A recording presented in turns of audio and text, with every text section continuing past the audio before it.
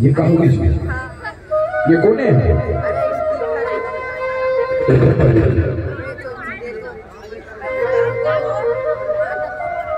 पानी है जी, पानी लेके आ, पानी लेके आ। खुशी के बाद पानी ले लाओ जी, ये खुशी की बात है जी।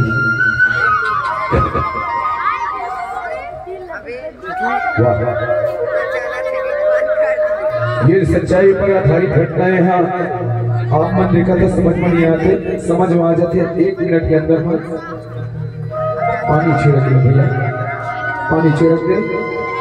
उठ जा बेटा, उठ जा, उठ जा, उठ